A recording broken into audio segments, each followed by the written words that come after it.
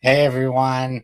Today's guest has spent almost 3 decades in enterprise tech, all at one company.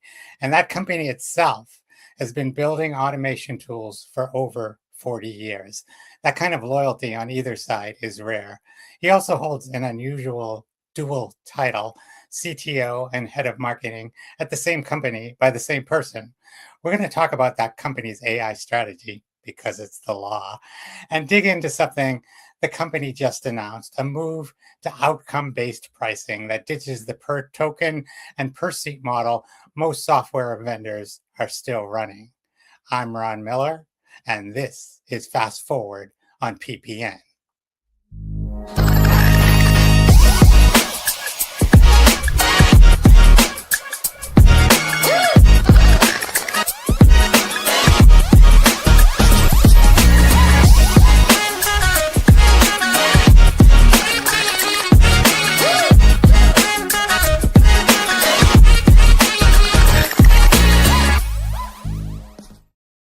Yeah, love that opening. Don Schuerman is CTO and head of marketing at Pega, a role he's held since 2014, but he's been with the company since 1997. Pega itself has been in the automation and workflow business since 1983. Don, welcome. Hey, Ron, it is good to be here. So, I want to start with a longevity question. In an Yeah. industry built on job hopping, frequent layoffs, and reinvention, what's kept you at one company this long? Well, three things. One, the tech, right? We get to sort of be at the cutting edge of everything. That was mobile when mobile was the thing. That was what we used to call AI, machine learning, predictive analytics, the kind of statistical models going back about 10 years ago. And today that's large language models. So sort of being at the front of what's going on in technology. Second is the problems. We work for really big clients, and we solve, as I like to say, we do the decisions and workflows that they can't afford to screw up, right? So like it means we're dealing with high volume, high stakes, things that really impact real businesses, but also real people. And I think it's nice to sort of be in that space where you're getting pragmatic use out of the tech. And then finally, the people. I get to work with really cool people from our, as he calls himself, founder and still CEO Alan, down to the members of the team that I work with on marketing. And they're people that I really respect. And frankly, I'm just happy to see every day when I come to work. And that also keeps me around. So, that kind of tenure means that you've watched a lot of next big things Yeah. come and go, and seen them up close. You mentioned some of them, in your answer, but what's different about AI in your view in this generation of AI? Because as you said, we've been kind of moving evolutionarily in this direction. So I think it's one of those cases where there is a lot about AI that is very similar to a lot of technology shifts we've been through before, in the way that we adopt it, in the way that potentially its changes aren't immediately apparent and show up in different places maybe than early prognosticators expected them. And in the way that, I think the actual end solution ends up sort of taking and merging AI with the previous technologies that have kind of existed and come before it. But I also think there's a lot different. I think the speed of adoption, and I think in the way in which AI has been much more of a hands-on technology, right? When cloud became the thing, it wasn't like your board members were going home for the weekend and playing with AWS cloud services, Yeah. coming in and No, saying, certainly not. "Hey, I think we should be using this everywhere." But with AI, like everybody is an expert. Everybody has used GPT. Everybody is now using Claude. So I think there is much more of sort of this pressure from the top and from the bottom to actually figure out how this fits into the ways that we work and really changes the ways that we work. So, you hold two jobs, which is an interesting pair of jobs: chief technology officer and head of marketing. Yeah, Most companies keep those two buckets separate. How yeah. did you end up running both? So I started out in Pega in support, and support quickly became delivery. Delivery moved me into engineering. From engineering, I spent time in pre-sales consulting. What today I think we now more excitingly call a forward deployed engineer. But as much as I ask people, I can't quite tell the difference between a forward deployed engineer and a solutions engineer who's actually doing their job correctly. But when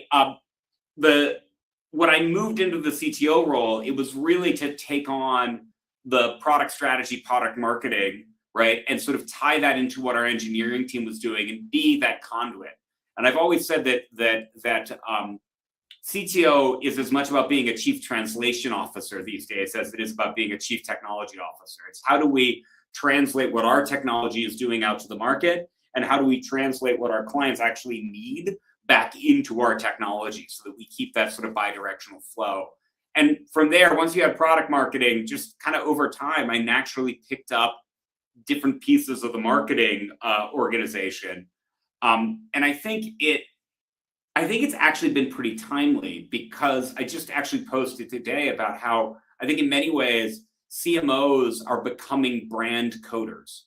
Your job as a CMO is to both really understand the strategy and drive the right kinds of go-to-market behaviors that then become reflected into a brand and into a brand strategy. But you equally now have to actually be able to code that brand into an architecture.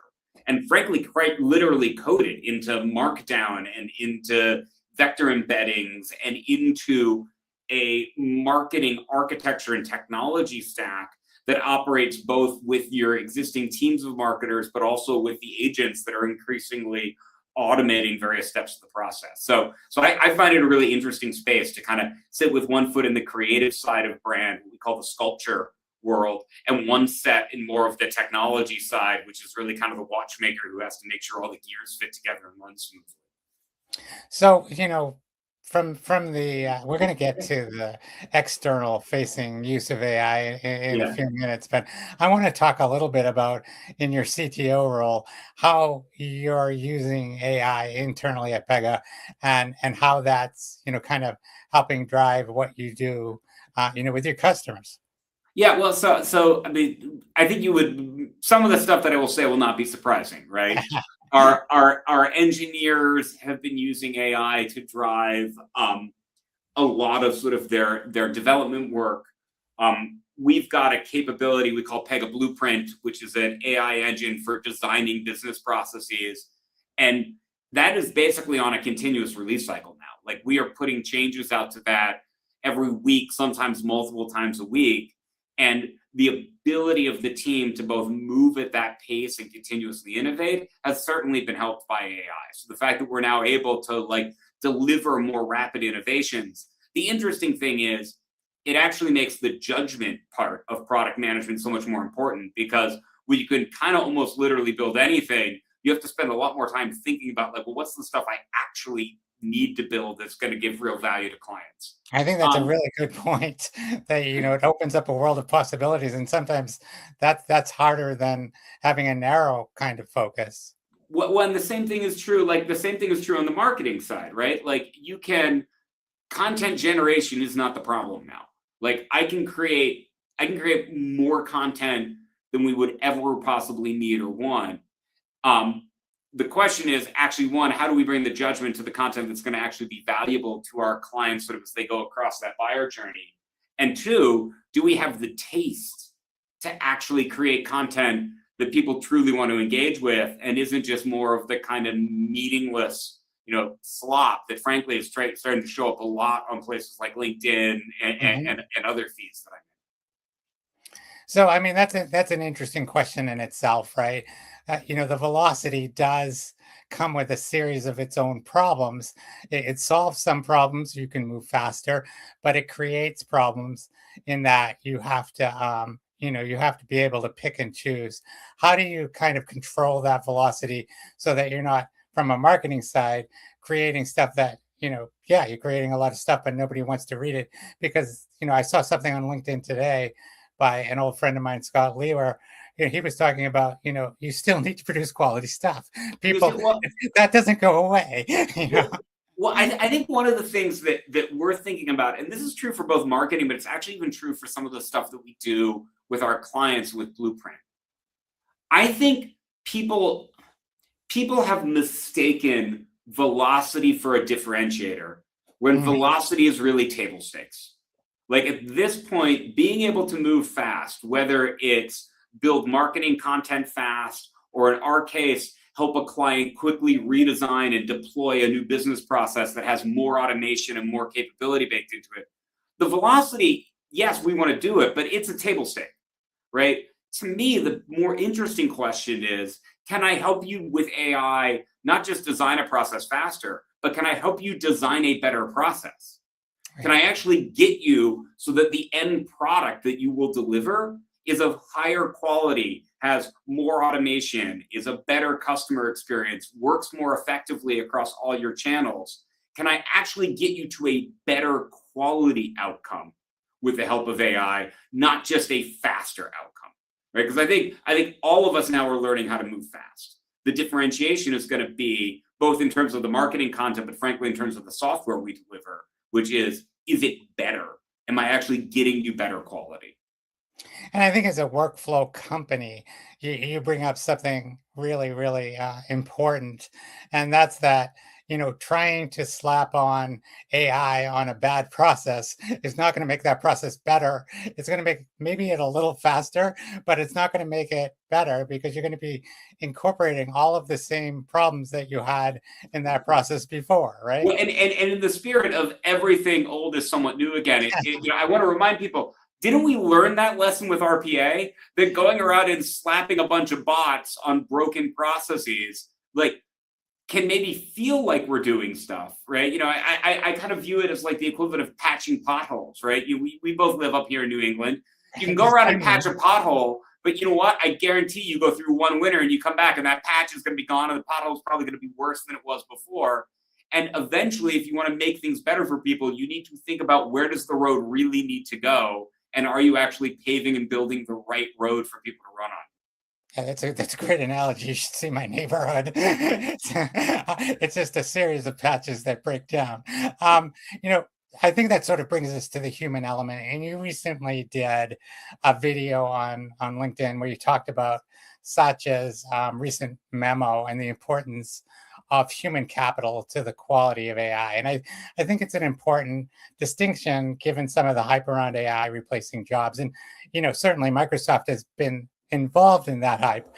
But where do you see us as humans fitting into the equation of an AI fueled future, given all that?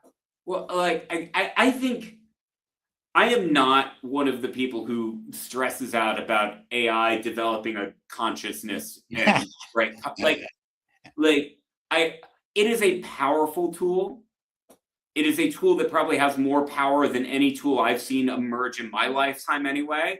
I wasn't around for the Industrial Revolution, right? So I don't know how people felt when they suddenly started seeing steam engines everywhere, but like it definitely feels very earth-shaking, but it is a tool. Like AI is a tool for humans to use. And I think, one of the obligations that we have as leaders is to think about how we are maturing our people and helping our people grow the skills to use those tools, how we are helping our people through the transition of new tools make old skills less important and new skills more important. And so we have to help people kind of go through what that shift and what that mindset is. But ultimately, AI only knows stuff because we created it first.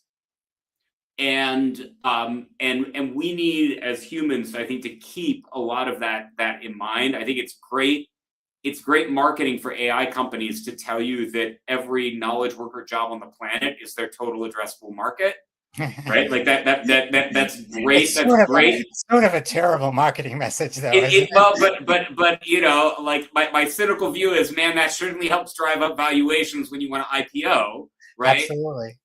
But at the same time, like, people are still going to be the ones who run companies, who make decisions, who drive judgment, who create marketing campaigns, and who are the customers that we sell to. So like we cannot, I think we disintermediate humans completely from the conversation at our own risk. So, when you look at your job and you have an engineering team and, what I think the AI does is it kind of pushes out some of those entry level engineering jobs because frankly, one thing that AI is really good at is coding. Yeah, And the question becomes, and it's something that I've written about a fair bit, like how do you create those entry level positions because your experienced people are going to move on. I've likened it to a sports team. You need those young players to be coming along because sooner or later your veterans are going to age out, right? And so yeah, you have to think about how do I create a new generation of workers, whether it's marketing, whether it's engineering, whether yeah. it's finance.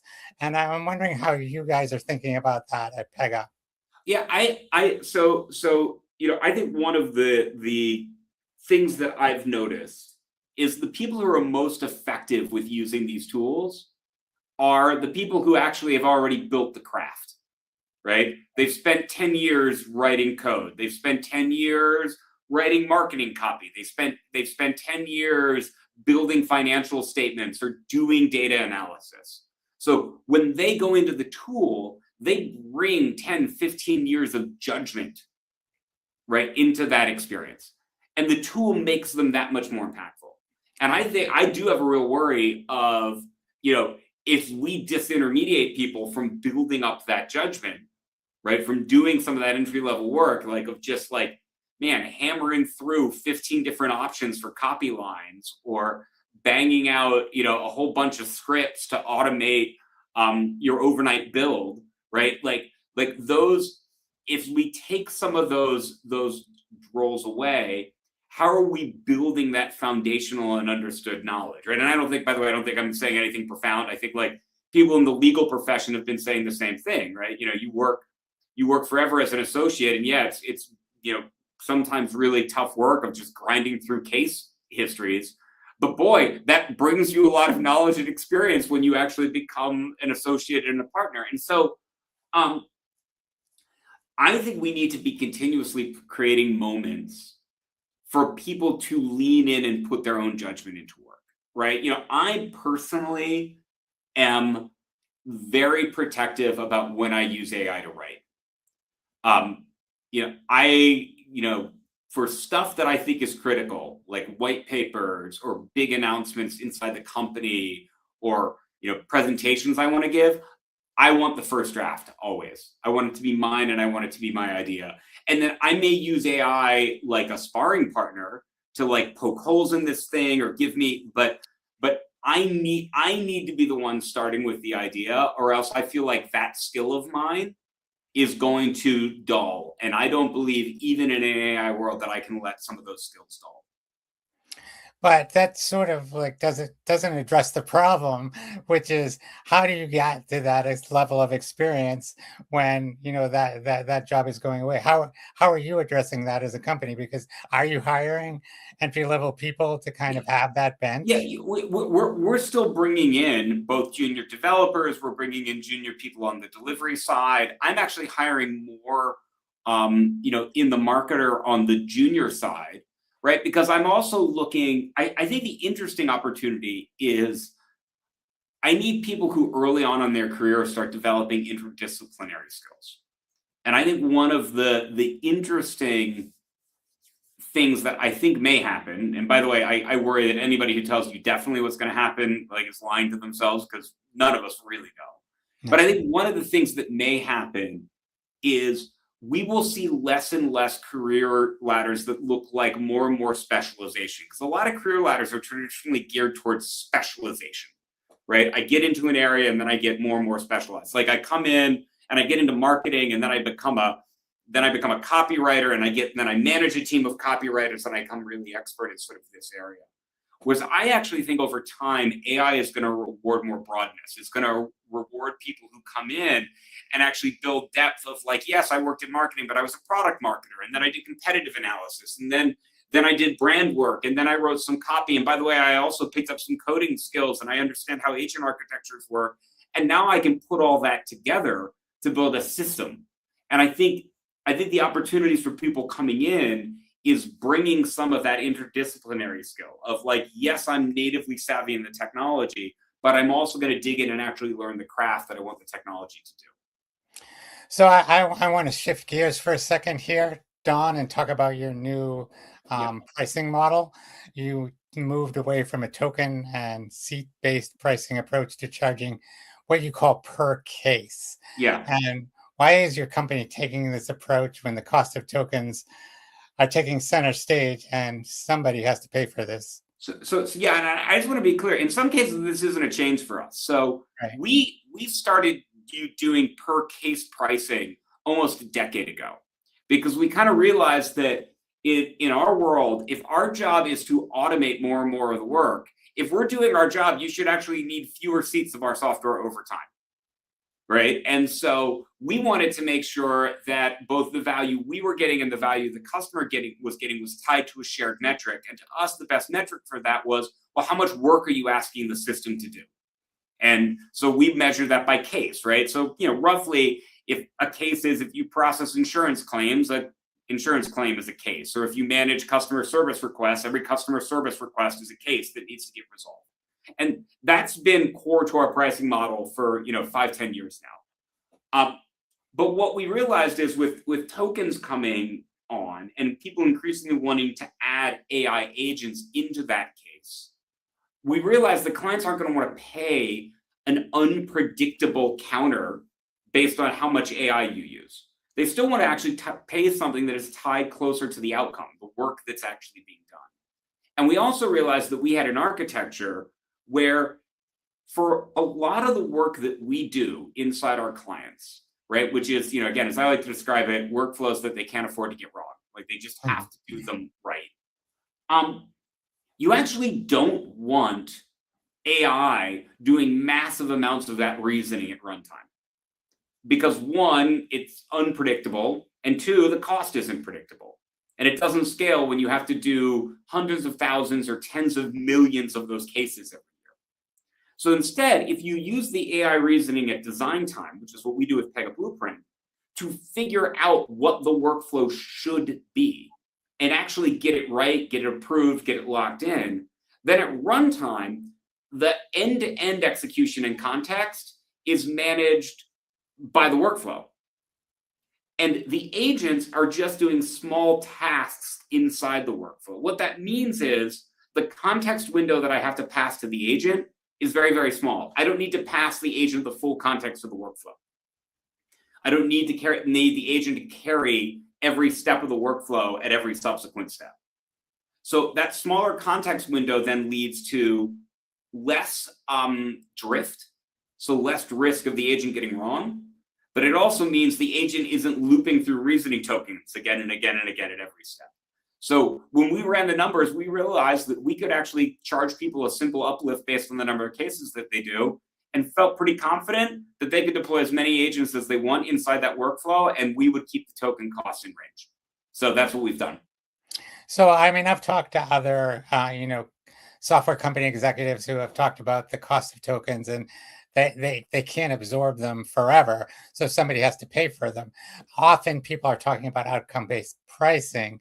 Yeah. You seem to have a system where the outcome is maybe a little bit better defined, but agents in themselves, by their nature, seem to create a little bit of chaos in that. And I'm wondering, how do you ensure that you're not going to be undercutting yourself by going to this set price? Well, again, what I want to do, agents become more unpredictable the bigger context window you feed them. And so and I'm going to get a little technical here, but if I've got a workflow and that workflow has like 30 steps, right? And step one, I have to feed that agent. For an agent to reason through that workflow, it needs 2,000 tokens at the first step. Well, the second step, it needs 2,000 tokens plus the 2,000 it had at the first step. At the third step, it needs those 4,000 tokens plus 6,000, right? So now the total number of tokens the agent is processing grows quadratically if I have the agent reasoning through the whole workflow at runtime. That's where I get high costs. That's also where I get high unpredictability. But if instead I use the agent at design time and I design that workflow out, then every step in which I call an agent, I'm only passing it the context information for that step. I'm just handing it 2,000 things here, and I'm giving it a very specific thing to process. Go find data in this document, or go summarize the previous 10 interactions we had with this client. I'm giving it a very, very specific instruction. So small window, specific instruction, less chance of the agent spinning off and doing a bunch of stuff I don't want it to do, less chance of it leading to an outcome I don't want, and less chance of it leading to a cost I don't want. And that's the mechanism, again, that we did some mathematical modeling. You can actually see it. We showed our math. It's on Pega.com. There's like a token cost calculator. Like when we do that modeling, we see very much of the distinction, and we feel pretty confident of our ability to maintain margins even while offering this to our clients. So that unpredictability that you just talked about, you think that you can control that once? Well, I think I can shift the unpredictability primarily to design time. If I'm a bank and I have a workflow that handles fraud, I actually don't want to be figuring out what to do every time I get a new fraud alert. I want to figure out how we handle fraud alerts once, and I'm going to use AI and lots of agents and lots of reasoning to do that. Now, but once I've codified that, I don't need agents to go figure out how to process a fraud case anymore. I know the rules. I know the steps. What I might now know is, like, I need an agent to do something very, very small. Go look at the last 10 requests. Do we see anything similar? Go fill out this document for me. I'm giving the agent a very, very small step. So I'm minimizing its chance to be unpredictable, because I'm not asking it to re-reason the whole end-to-end process for me. And I think that's the big distinction that we're trying to drive for our clients. That sounds more to me like, a smarter version of robotic process automation, where you're actually, making a less brittle kind of workflow that can get completed as opposed to breaking in the middle, which RPA has done a lot. Exactly. Well, because I think, as exciting as agents are, and we love agents, we use them all over the place. It doesn't change the fact that lots of work that a business does is still pretty darn deterministic, and we want to keep it that way. So there's no point in trying to engineer determinism into something that is inherently probabilistic, where I can just run it in a deterministic technology. So, we only have like 3 minutes left. So I'm going to ask you a question that I asked Aaron Levy on my prior episode, which is, you spent your whole career. Aaron spent his whole career at Box, right? He founded his company in a dorm room. He spent the next 20 years building his company and taking it public and doing everything he did. You've spent your whole career at one company through multiple technology shifts. Do you ever see yourself doing something else? Someday I'd love to go teach. I was a physics and philosophy major in college. There was a path in my life where I thought maybe someday I was just going to end up a philosophy professor. But tech was really exciting in the 90s, and I got into it and never looked back. But there's part of me that someday would like to actually go back into that world, and especially given how I think interesting AI is going to be in terms of how we communicate, how we build, how we market. I'd love to eventually be able to sort of take some of the stuff I've learned in the business world and turn that into some real life kind of teaching. So if I ever did something different, that would be really interesting to me. So I'm curious, you're going back to your philosophy background, if that comes into play in your current job, and how that's kind of influenced your career, especially with AI, which, you can look at it from an ethical standpoint, you can look at it from a lot of different philosophical kinds of approaches. And I know Anthropic even has a philosopher on staff. A philosopher and an ethicist. To be quite honest, and this maybe I don't mean to cop out, but I think I'm more interested in what I call the real questions about AI than the big questions. And the real questions to me are like, how do enterprises actually even use this stuff? Versus, is AI going to become conscious, and are we being nice enough to our AI models? I don't know. They're giant pattern generation engines. I don't think we need to be polite to them. Although it's just good to be polite in general, right? But the thing I do bring from philosophy is an approach to problem solving.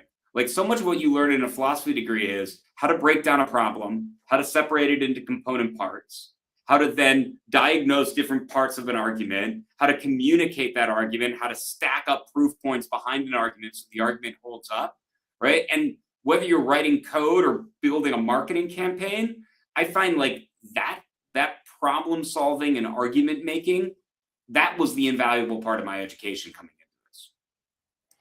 Well, Don Schuerman, thank you so much for being a guest on Fast Forward on PPN. And thank you all for tuning in. If you like what you heard, please subscribe to the Fast Forward newsletter. You'll see a QR code in the outro. Just a heads up that I'm taking July off for a much needed break, but I'll be back in August with Jitu Patel, Cisco's President and Chief Product Officer. Thanks again, everyone. You've been listening to Fast Forward on PPN.